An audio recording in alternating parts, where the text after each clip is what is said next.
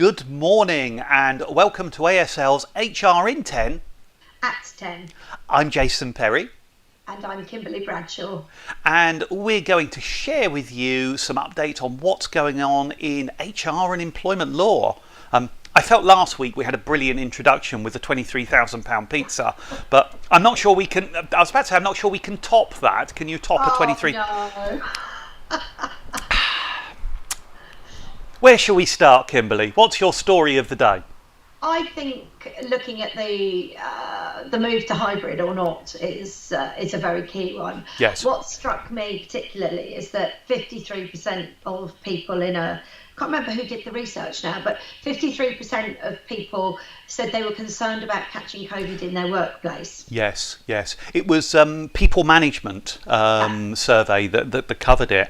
And I think the interesting thing here is we've been watching now for a couple of weeks and trying to work out whether or not we're going to reopen on the 21st of June.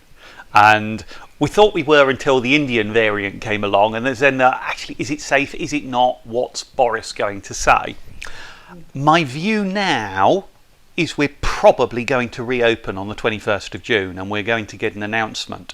But you're right, this survey was really interesting because it looked at employers to understand what the HR profession thought was going to happen at the point of reopening. The bits that really caught my attention were that only 6% of employers said they expected to reduce flexibility on the 21st of June when it reopened. So, although contrary to that, there's 15% of employers that were going to make being in the office mandatory. Yes, yeah, but even if you put those two together and look at them, that accounts for, even if you conclude they're separate, 21% of businesses are going to change things. That suggests 80% of employers are probably expecting to retain this flexible work from home hybrid approach, which kind of goes on what you and I have been saying for a while. I think the workplace has pretty much changed forever. I think this is permanent. I think so. And to counter people's concerns about returning when they do, it's really important that companies win hearts and minds, as we talk about a lot, in order to reassure them, make sure that they've done their COVID risk assessments, make sure they've got everything in place, and show employees that that is the case and they will be safe. Yeah, and you made a big point with that stat. I think it's 53 who were genuinely concerned about catching COVID in the workplace. And if we suddenly, on the 21st of June, say, actually, you can sit next to a colleague and the 1 metre plus rule's gone and there are no face masks, you're going to have people genuinely concerned. But the other stat there was about how they get to work. And it was 43% of people are concerned about catching COVID on public transport on their way in. And the moment we reopen, here we are in rural Sussex, as it were. Hastings, as wonderful a town as it is, doesn't exactly have the infrastructure of, let's say, transport for London. And you imagine the idea of the tube reopening and the buses. There's no social distancing on a tube. It's not something that is entirely compatible with London life, is it? No, but even our local public transport, which extends really to the train going sideways across the south, and buses, they'll start filling up again, and particularly the commuter trains for people at work further away. It's going to be a nightmare. Yes, I think there is a degree of planning and confidence required for people to make sure they feel safe when they return, and that's got to be the employer's focus over the next few weeks, I would say. Yeah, well, and the transport companies as well, so that they can reassure people that they're not going to catch COVID if they're just on their bus or their train. Yeah.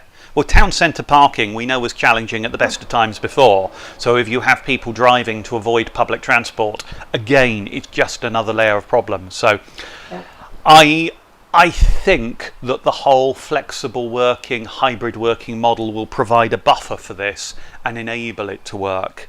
But plan carefully is my advice for any employer. That leads nicely into the topic around management skills that we were talking about. Indeed. The Chartered Management Institute have quite publicly suggested that the education policy is inadequate in addressing management's contribution, hasn't it? Absolutely, and there's a well-known saying in our world that you join a company but you leave a manager, and management skills are really key. And all through COVID, we've seen managers that haven't adapted well, haven't learned new skills, have tried to keep it work as normal, and that's significantly affecting mental health, performance, and turnover. Yes, and I think the big thing here is actually the whole, let's say, markers of performance have shifted, because there was a time when a manager could observe their team. And if they're working remotely, how do you identify what someone's contribution is? Are we now driven to the point of looking at the call logs? Are we driven to the point of looking at the data entry points? So how do we measure? And you're right, we need to improve manager skills so they have ways of assessing how people are doing, how they're performing, and what their contribution is. But also new ways to increase engagement and motivation. It's not easy when you've got a team meeting on Teams or Zoom or wherever. And I think going forward, managers are really going to have to up their game in order to support their teams properly. My own view is we're probably going to see some kind of government initiative on this, pushing training in this area. And it might be almost an expansion of the apprenticeship type training. We've got all this unspent money, haven't we, in the levy, and it may well be some encouragement to work on management skills as we have a new business model. Might actually be what we see coming out over the next 6 to 9 months.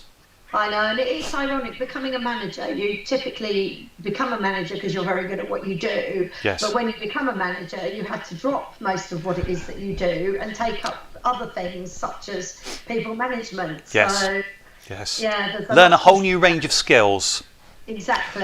Including recruitment, and that's particularly challenging at the moment.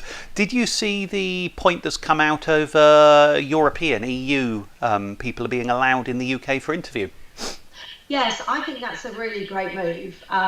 The fact that people can come in for an interview without having to have a work permit or anything like that. Obviously, what it's saying at the moment is that people have to, if they're successful and they get the job, they then have to leave and come back with the appropriate work permit. But I think there's going to be changes, as we've discussed, in border control around EU workers.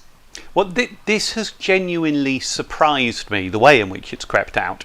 And I think the reason I'd say it surprised me is this story suggests that people who've been travelling to the EU, travelling from the EU to the UK to attend interviews, have been detained or refused entry. Now, that I'm genuinely shocked at. Yeah. I mean, I know we've left Europe, but I would have expected there might be slightly more thorough checks because of COVID or so on. But if this has been happening when people have been travelling for interviews, it genuinely surprises me. But the idea that we're now announcing that somebody can enter the country for an interview, I think is the first step, as I think you've just hinted at, of us being slightly more relaxed about where our labour comes from. Yeah. And at the moment, the laws, don't support people being able to come in for an interview because that could be viewed as work related. Yes. And obviously they're not going to get a work visa if they're not going to work anywhere. They won't get sponsored. Yep. So it's a real issue for everybody, really, as recruitment picks up. Yes. I mean, you say it's clearly not a holiday, but that whole point on entry, I believe is the first of many steps we may see as we try and rebalance the economy and we allow for, I think is probably the strongest way I can put it, people to be recruited from elsewhere and try and get that skills balance right. So I think there's more to come on this, and this is a gentle drip of a little bit of a change. My view Sorry, just finish that one before you. Yeah. My view is that any government has to make sure the labour can be provided, because if the economy crashes, Bill Clinton's lovely phrase back in the 90s, wasn't it? It's the economy, stupid. If the economy crashes, then they're not going to get returned at the ballot box anyway. Yes, indeed. And I've completely forgotten what I was going to say. Oh, sorry. But it doesn't matter. It can't have been that exciting. And on that note, we've kind of run out of time again. So HR in 10, we've been speaking for 10. We hope you find these useful. Do click the subscribe to.